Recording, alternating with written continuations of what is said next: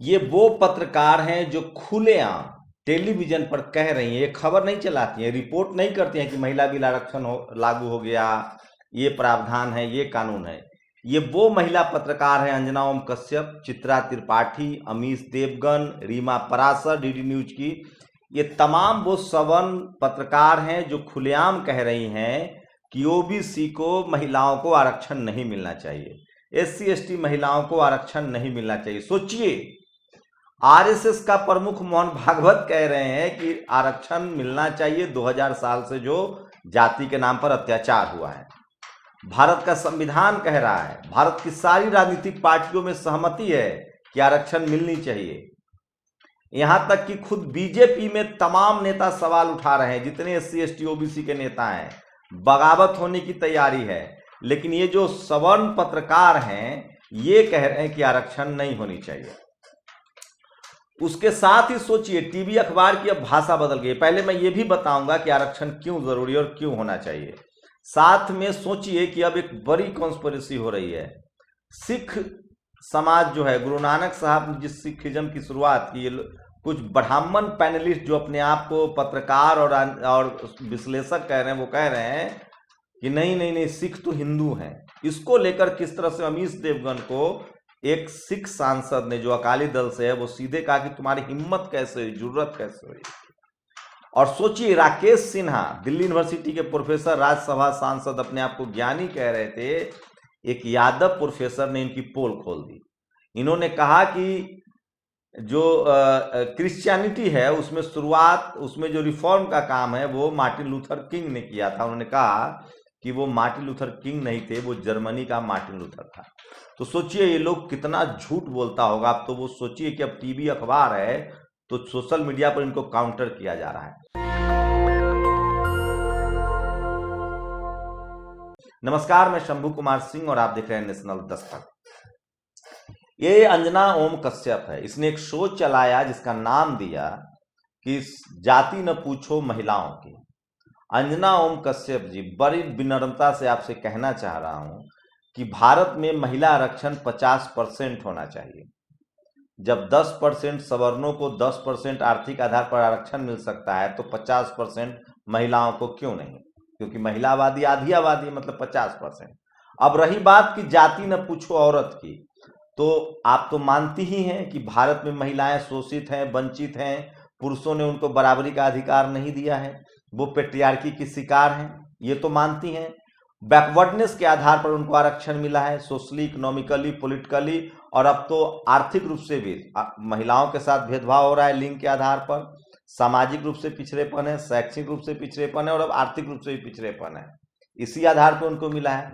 तो सोचिए मैडम, जब सवर्ण महिलाएं शोषित वंचित हैं तो उस समाज की हालत क्या होगी, उस समाज की महिलाओं की हालत क्या होगी जो जिस समाज के पुरुष एससी एसटी ओबीसी शोषित वंचित है, उस समाज की महिलाओं की क्या स्थिति होगी। लेकिन आप लोग अपने जातीय लाभार्थी होने की वजह से इसके खिलाफ हैं। गलती से अगर चित्रा त्रिपाठी, अंजना ओम कश्यप या रीमा परासर या अमीश देवगन जैसे लोग गैर सवर्ण समाज में पैदा होते तब क्या करते? तब ये वो कर रहे होते जो मैं कर रहा हूं। और मैं अगर गलती से सवर्ण समाज में पैदा होता तो मैं वो बोल रहा होता जो चित्रा त्रिपाठी बोल रही हैं। कहना मैं ये चाह रहा हूं कि इस देश के एससी एसटी ओबीसी, अल्पसंख्यक समाज को, बहुजन समाज को सवर्ण समाज के सर्टिफिकेट की चिंता नहीं करनी चाहिए। वो जिस जाति समाज में पैदा हुए हैं अपने जाति समाज के अधिकारों को बचा रहे हैं। आप जिस जाति समाज में पैदा हुए हैं उसके हक अधिकार की लड़ाई लड़िए, उनके सर्टिफिकेट की चिंता मत कीजिए, क्योंकि उनको आप कलम कसाई भी कह सकते हैं। और सोचिए, कल्पना कीजिए कि 10 साल कांग्रेस मीडिया का गैर जिम्मेदाराना व्यवहार, भेदभाव और पक्षपात नहीं झेल पाई और बैन कर दिया। पिछले 75 साल से आजादी के बाद बहुजन समाज आज भी झेल रहा है।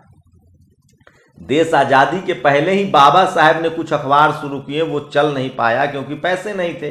और आज भी बहुजन समाज की वही स्थिति है। हमारे जैसे 1-2 यूट्यूबर हैं जो एससी एसटी ओबीसी अल्पसंख्यक समाज के हक अधिकार की बात कर रहे हैं। और वो भी क्यों, इस वजह से संभव हो पाया कि अब ट्विटर है, फेसबुक है, ये है। तो मैं इसीलिए इस देश के तमाम SC ST OBC अल्पसंख्यक समाज के लोगों से कहना चाहता हूं कि बिल्कुल दबाव न महसूस करें। ये आपको फोन पर पहले तो इग्नोर करेंगे, फिर आपको धमकाएंगे, फिर आपको गाली गलौज करेंगे, फिर आपको हत्या करने की धमकी देंगे गौरी लंकेश की तरह। तो ये इनकी फितरत है, यही पहचान है मनुवाद, जातिवाद और ब्राह्मणवाद की। बराबरी की भाषा उनको समझ में नहीं आती है।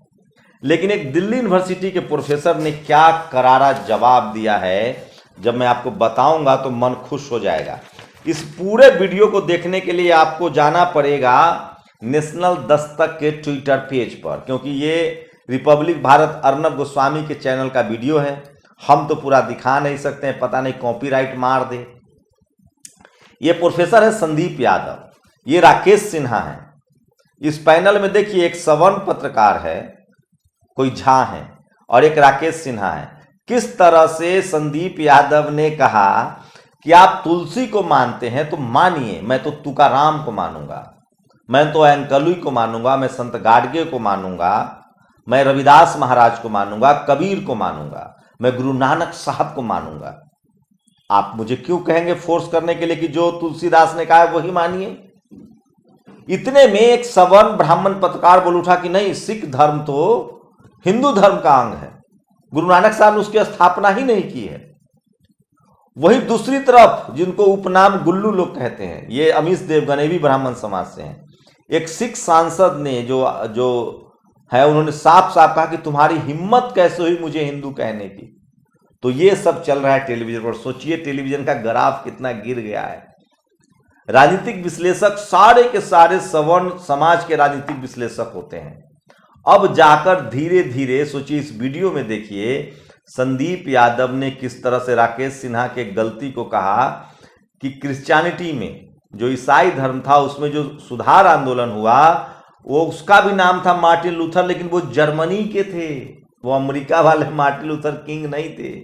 प्रोफेसर राकेश सिन्हा जी को उन्होंने कहा कि ईसाई धर्म में धर्म सुधार आंदोलन मार्टिन लूथर किंग ने किया।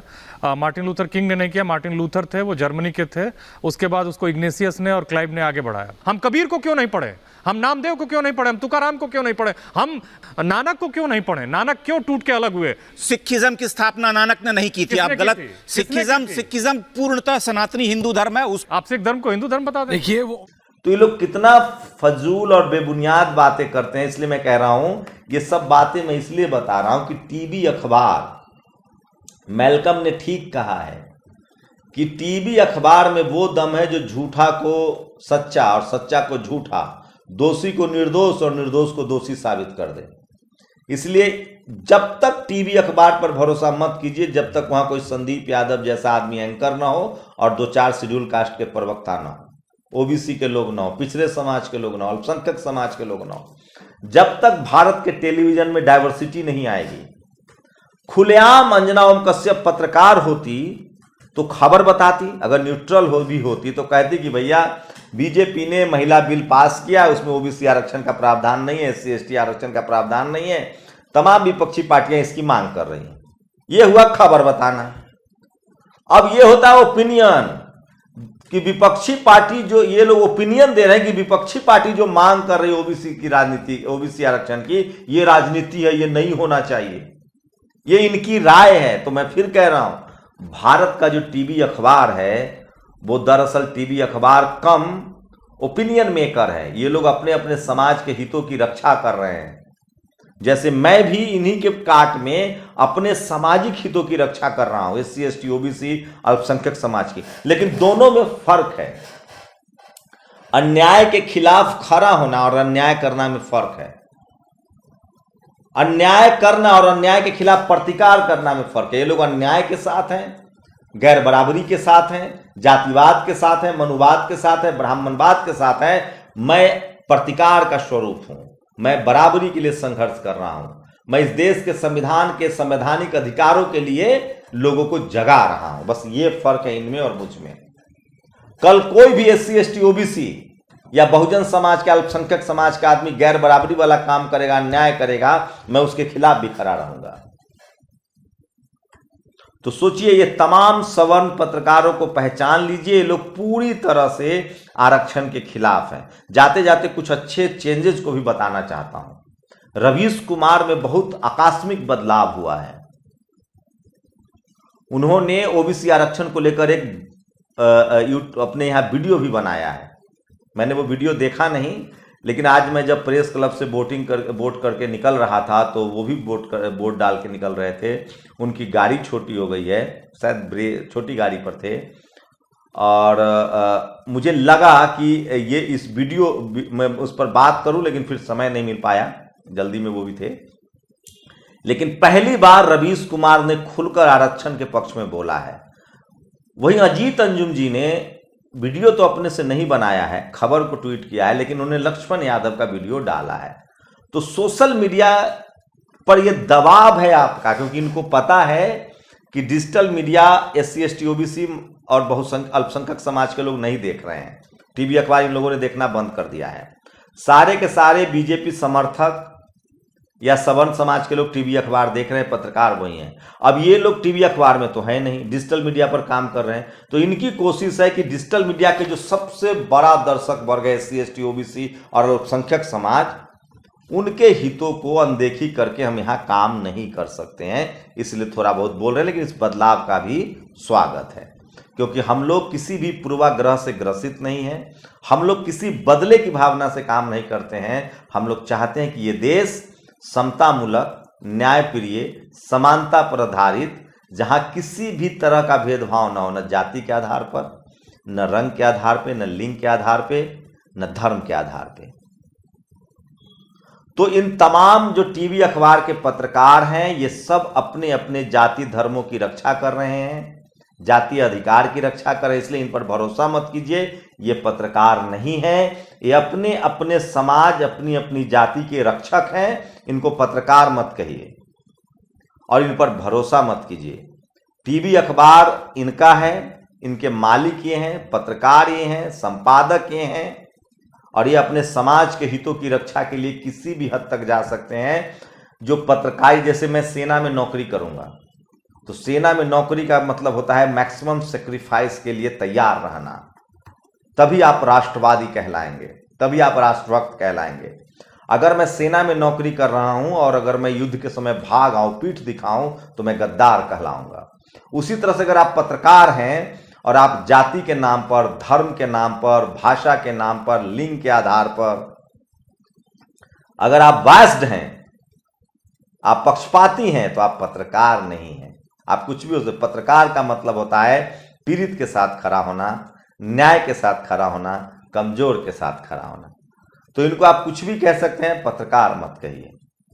मेरी खुली चुनौती है कि ये चाहे तो मुझसे बहस कर सकते हैं लोग, लेकिन मुझे पता है ये लोग SC ST OBC अल्पसंख्यक समाज के उन लोगों को टीवी पर नहीं आने देते हैं। पूरी बाइकआउट कर रखा है। ये तो अब इन लोगों का बाइकआउट हुआ है ना। इन लोगों ने Bahujan Samaj, SC ST OBC अल्पसंख्यक समाज के लोगों को सदियों से बाइकआउट कर रखा है। जो सच बोलने वाला होगा उसको कैमरे पर नहीं बुलाएंगे। ये दिलीप मंडल को बुला के दिखाएं, ये रतन लाल को नहीं बर्दाश्त कर पाते हैं, ये संदीप यादव को कैसे बुला लिया। अब जिस तरह से संदीप यादव ने पोल खोला है, ये कल से उसको अब नहीं बुलाएंगे। ये शंभू कुमार सिंह तो अलग है, ये सुमित चौहान को नहीं बुलाते हैं। ये उनको बुलाएंगे जो इनके हाँ में हाँ मिलाए। लेकिन अब मैं देख रहा हूं जो इक्के दुक्के बहुजन समाज के लोगों को बुलाया जा रहा है, खासकर जो लखनऊ यूनिवर्सिटी वाले प्रोफेसर साहब हैं या किशोर जी हैं, ये लोग अब खुलकर बोलने लगे हैं। चाहे JNU से जो प्रोफेसर हैं वो बोलने लगे हैं। तो ये तमाम लोग अब धीरे धीरे, जैसे ही अब बहुजन समाज के लोग जाते हैं, बोलते हैं वहां। तो अभी भी एक बात मैं बता रहा हूं, दरअसल SC ST OBC के पैनलिस्ट इसलिए बुलाए जाने लगे हैं, उनके नेता को इसलिए दिखाया जाने लगा है क्योंकि उनके पास संख्या है। राजेंद्र प्रसाद सिंह क्या कहते हैं कि कांग्रेस BJP बड़ी पार्टी नहीं है, पैसे वाले की पार्टी है। तो इन नेताओं को इसलिए दिखाया जाता है ताकि इनके दर्शक आए। आपके पैनलिस्ट इसलिए इक्का दुक्का बुलाया जा रहा है ताकि आपकी संख्या ज्यादा, आपके लोग देखें इनको तब तक मत देखिए जब तक इनके आपके समाज का एंकर न कोई महतो, कोई पासवान, कोई वाल्मीकि नाम लगा हुआ जब तक शंभू वाल्मीकि, शंभू पासवान, शंभू महतो, शंभू यादव, शंभू गौतम, इस तरह के जब तक आपको कोई एंकर या रिपोर्टर न मिले, संपादक न मिले, तब तक इन पर भरोसा मत कीजिए। शुक्रिया। नेशनल दस्तक की आपसे गुजारिश है कि अगर इसको बचाना चाहते हैं तो नेशनल दस्तक को सब्सक्राइब करने के लिए रेड कलर के सब्सक्राइब बटन को दबाएं, फिर बेल आइकन की घंटी दबाएं। नेशनल दस्तक को बचाने के लिए बहुत जरूरी है कि हर खबर को शेयर करें, लाइक करें, कमेंट जरूर करें।